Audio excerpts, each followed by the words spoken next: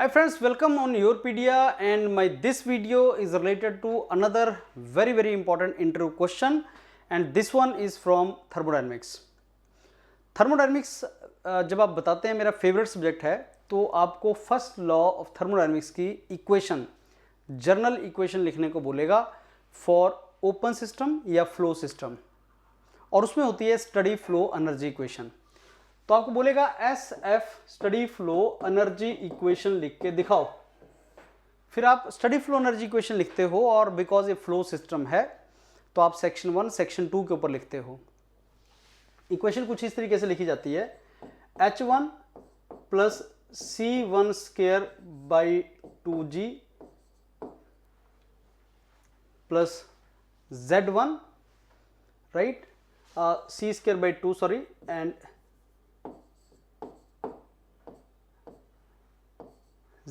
GZ1 plus DQ is equal to H2 plus C2 square by 2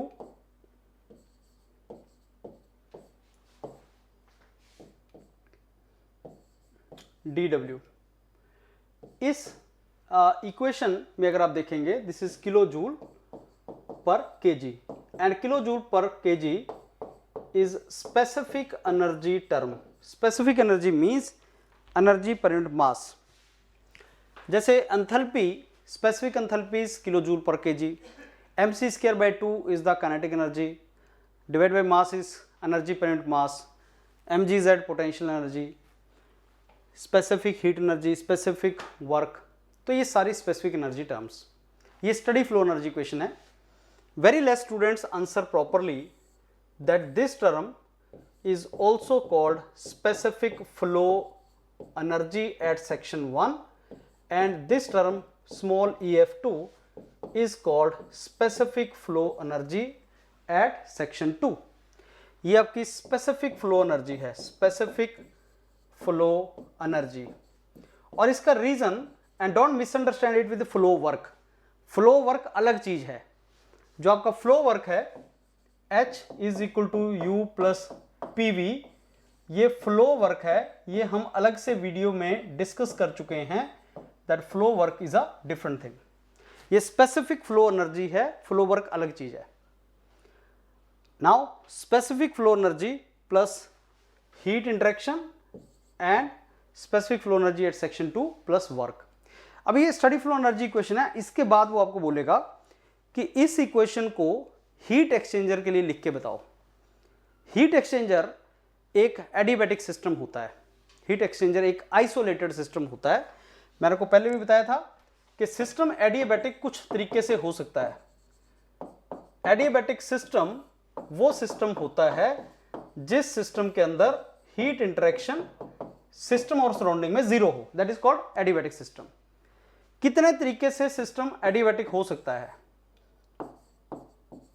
कुछ processes का मैं आपको नाम बता रहा हूं जो एडियाबैटिक हैं. Free expansion, why? Because fast process. Isentropic भी इसके अंदर आ जाती है. आइसेंट्रोपिक प्रोसेस, फ्री एक्सपेंशन, ये फास्ट प्रोसेसेस होती हैं. Second, throttling process. ये इसलिए एडियाबैटिक होता है because no heat flow space. Heat को फ्लो करने के लिए स्पेस या रीजन या आउटलेट नहीं है. हीट फ्लो करने के लिए स्पेस नहीं है. No heat flow space.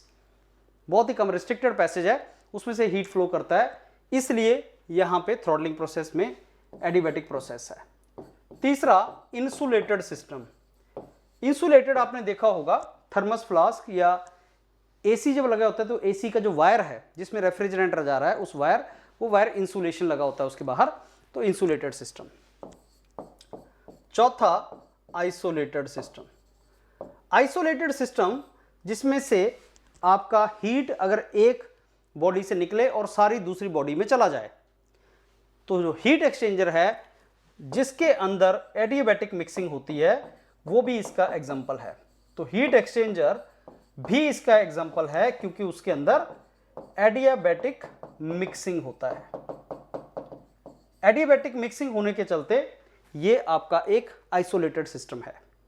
Adiabatic mixing का मतलब क्या होता है ये समझ लो कि सपोज मैं आपको एक वाटर टैंक दे दूं, लेट अस से this is a water in this, मैंने इसमें आपको वाटर दे दिया और फिर मैंने एक हॉट आइस क्यूब हॉट एक आयरन पीस इसमें दे दिया, लेट अस से इसमें 50 degree centigrade and water is at 25 degree centigrade.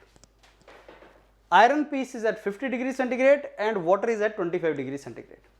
Now iron piece plus water ये मिल मिला के एक आइसोलेटेड सिस्टम है. वाई? बिकॉज जो हीट इसमें से निकलेगी वो सारी की सारी वाटर में चली जाएगी और ये जो बाउंड्री है इसके बियॉन्ड हीट नहीं जाएगी.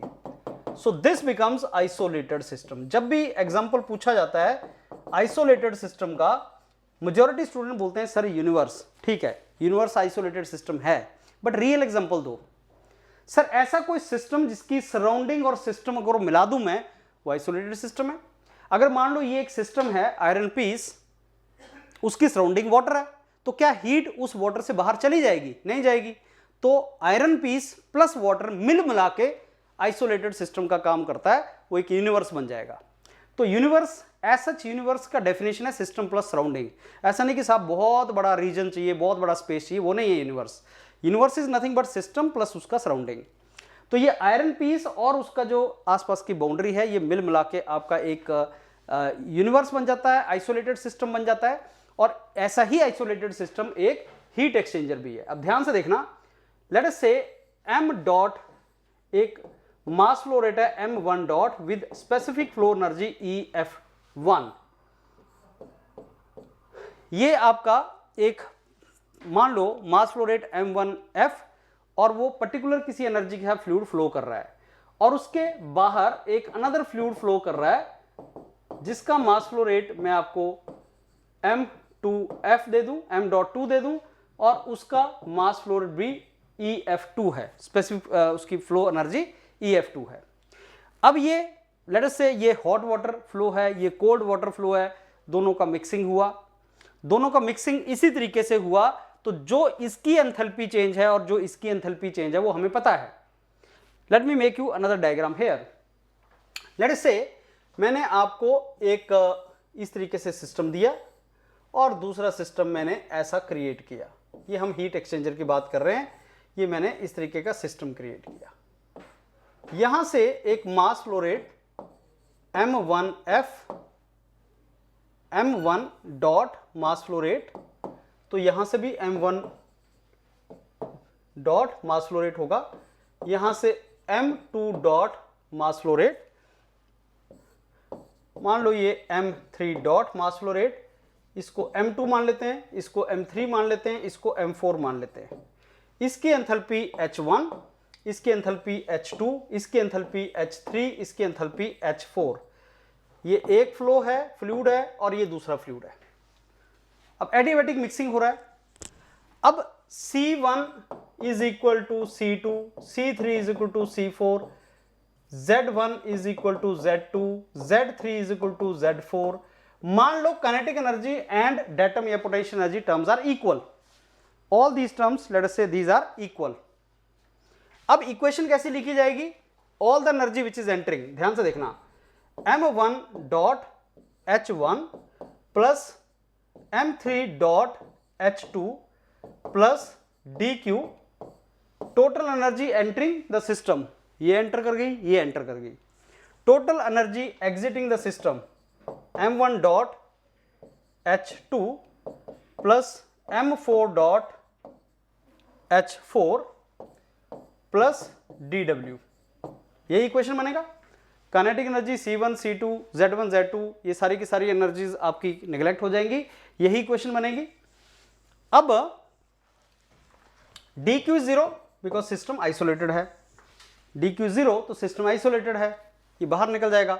dw हो नहीं रहा है, ऐसा कोई डिवाइस नहीं लगा, कोई वर्क नहीं लगा, कोई डिवाइस नहीं लगा, तो dw 0, dq 0, हीट और वर्क आपका 0 हो जाएगा. अब m1 dot is equal to m2 dot, m1 dot is equal to m2 dot, तो m1 dot and m2 dot आपके बराबर हो जाएंगे.